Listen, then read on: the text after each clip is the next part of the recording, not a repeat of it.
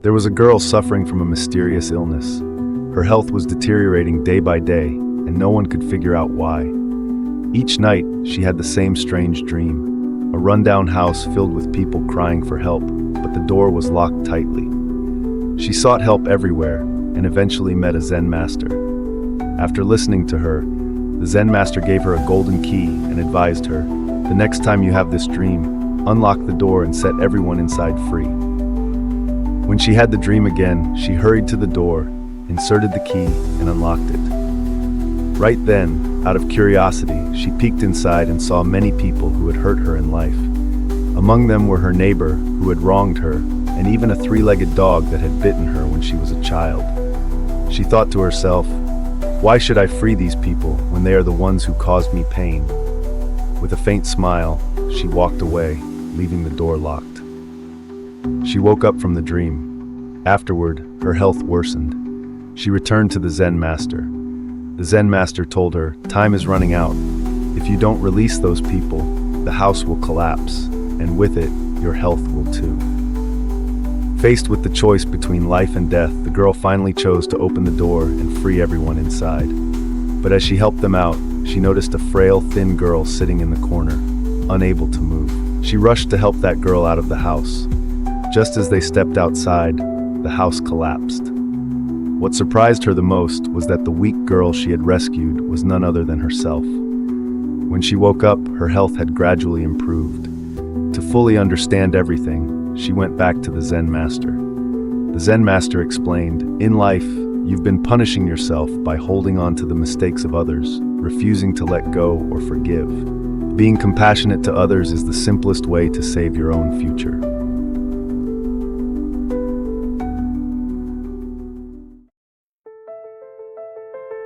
Are the wounds in your heart caused by someone else?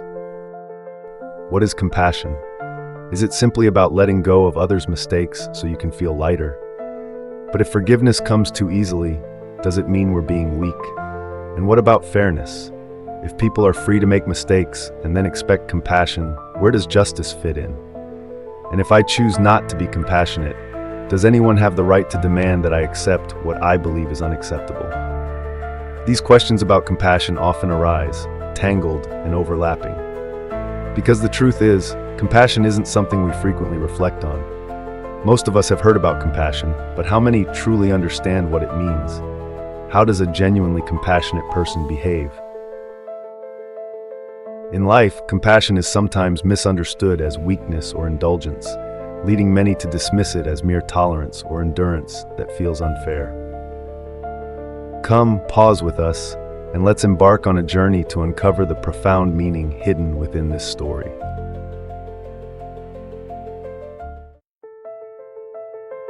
In life, we often carry wounds caused by others, or even by our own mistakes. But these burdens slowly wear us down, leaving our minds heavy and tired.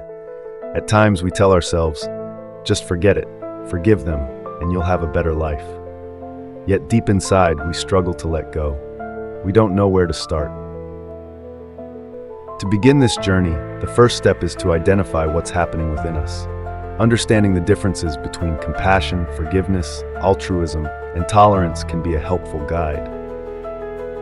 What actually makes compassion different from forgiveness, altruism, or tolerance? Many assume these concepts are similar, thinking they all involve letting go of someone else's mistakes. But in reality, each represents a unique inner response to others' faults. To better understand the varying levels of forgiveness, altruism, tolerance, and compassion, let's imagine someone's mistake as 10 portions of fault. A forgiving person fully absorbs all 10 portions of the other's fault at first. They feel the full weight of anger and hurt. However, over time, though others' fault decreases to 6 or 7 portions. While they might claim to have forgiven, deep down, they still carry some of the pain. These lingering feelings can resurface when similar mistakes happen again, triggering stronger reactions. This inner conflict between wanting to forgive and feeling unsettled remains unresolved. An altruistic person is gentler. Initially, they absorb only 6 or 7 portions of the fault. They are more understanding and accept that everyone makes mistakes. Over time, the other's fault decreases to 4 or 5 portions. However, there's still a slight attachment, an incomplete sense of release. If the same mistake happens again, they might react, though their anger is less intense. A tolerant person absorbs even less, only 4 or 5 portions of the fault at the start. They recognize imperfection as a natural part of life, so their discomfort is already reduced. Over time, the other's fault decreases to just 1 or 2 portions, leaving only a faint trace of attachment. If the mistake is repeated, they might still feel bothered, but the anger is far weaker than in the earlier stage. A truly compassionate person absorbs none of the fault. They don't internalize others' mistakes or let them linger in their hearts. This means they don't need to forgive, tolerate, or show altruism. A compassionate person doesn't hold on to anything that weighs them down. They don't feel tormented or hurt by others' actions. Instead, they separate the behavior from the person, believing that while actions can be wrong, people themselves are not inherently bad. Nelson Mandela, who was imprisoned for 27 years under apartheid. Upon his release, many expected him to seek revenge. Instead, Mandela chose forgiveness and compassion because he understood that hatred only breeds more hatred. He once said, "As I walked out the door toward my freedom, I knew that if I didn't leave my bitterness and hatred behind, I'd still be in prison." Mandela's compassion not only helped heal South Africa, but also enabled him to lead the nation toward reconciliation. He understood that to unite a country divided by racism, he needed to rise above personal resentment and lead with love and compassion. This choice earned him the Nobel Peace Prize in 1993, a testament to the power of compassion and reconciliation worldwide. If Mandela had chosen revenge, would he still be the global symbol of peace and compassion we know today? Compassion not only freed him from his past, but also empowered him to create profound change in the world. Being compassionate toward others is the simplest way to secure our own future. To better understand the essence of compassion, we can look at UNESCO's definition of tolerance, which shares similar principles. According to UNESCO, the United Nations Educational, Scientific, and Cultural Organization, tolerance is respect, understanding, and acceptance of the differences between others and ourselves. These differences may include customs, lifestyles, beliefs, religions, races, or ways of acting. Tolerance allows others to do things we may not agree with, within certain limits, while guiding them toward goodness and positive change. While this definition directly addresses tolerance, it also highlights qualities that are deeply connected to compassion, such as respect, understanding, and the ability to guide others toward positive transformation. Compassion goes beyond simply accepting differences. It calls for an empathetic connection and a desire to help others grow. Compassion is not about overlooking wrongdoing or blindly accepting mistakes. Similarly, tolerance isn't about indulgence. A compassionate person, much like a tolerant one, acknowledges the unique experiences, beliefs, and behaviors of others without judgment, while guiding them toward improvement. For instance, a compassionate mother doesn't lack principles for her children. Instead, she sets boundaries to help them recognize and correct their mistakes. In this way, compassion not only frees us from resentment, but also becomes a tool for encouraging personal growth and positive transformation for all involved.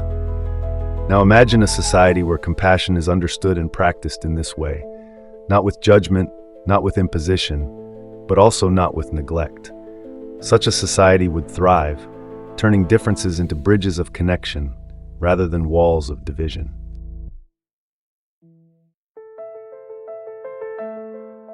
In life, it's nearly impossible to avoid the pain caused by unexpected events.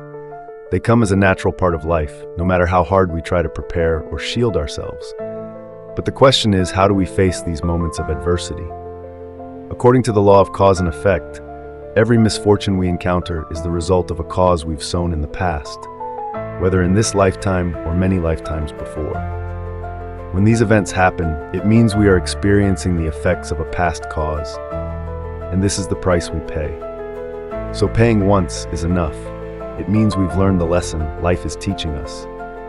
But instead of stopping there, we often choose to dwell on the pain, reliving it over and over, keeping it alive in our hearts like a wound that refuses to heal. We blame others for the hurt they've caused, yet the harsh truth is that we are being unfair to ourselves. Every time we recall the event, we reopen the wound. Each time we revisit the pain, we harm ourselves again, as if wielding the weapon of memory against our own peace of mind. Imagine this. Someone accidentally drops a pebble into the still waters of our inner lake. That momentary action creates ripples, but the continued disturbance is sustained by us alone.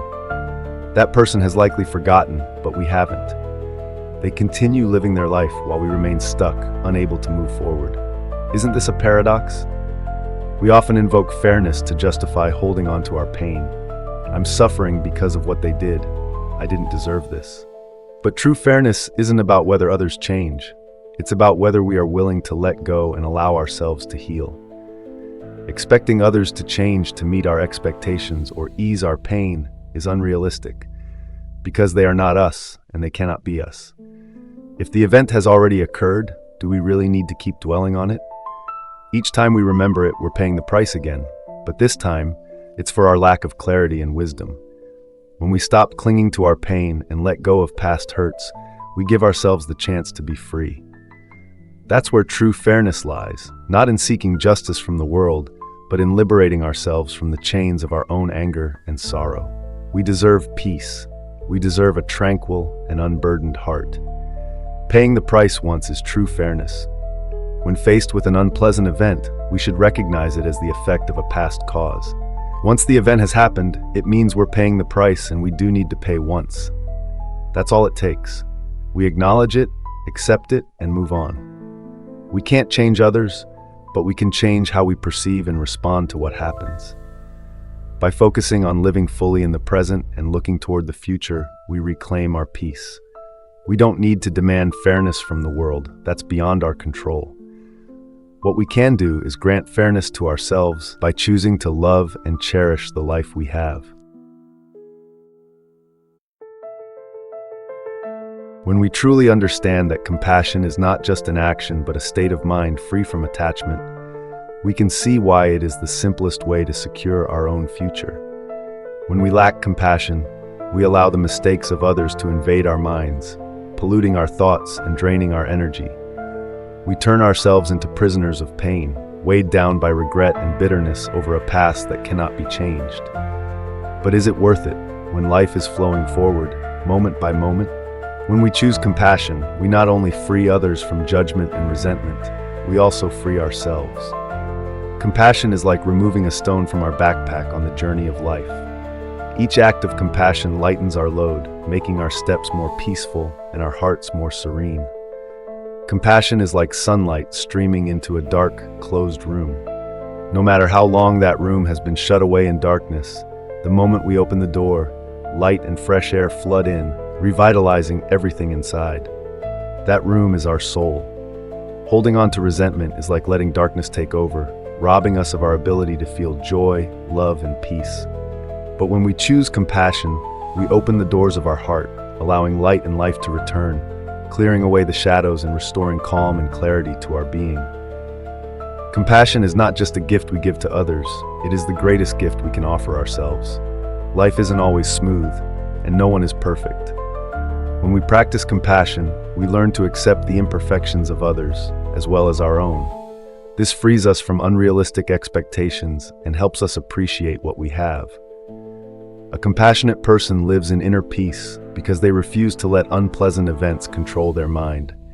They choose to see life through the lens of understanding and love. Compassion doesn't weaken us. It makes us stronger because it allows us to overcome selfishness and the desire to control others.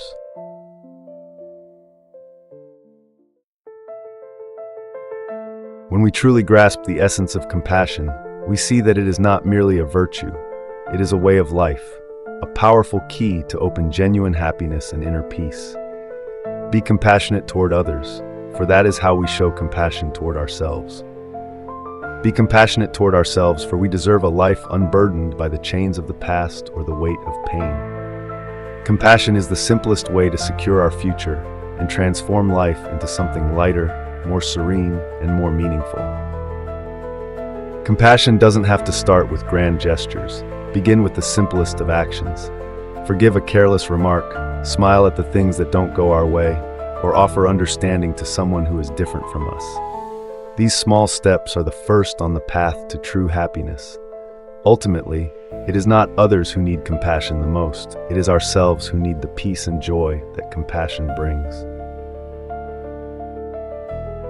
We are truly grateful for the time you've spent with us today. Please share your thoughts about this message in the comments below. Don't forget to like this video and subscribe to our channel to support us in creating more meaningful videos soon.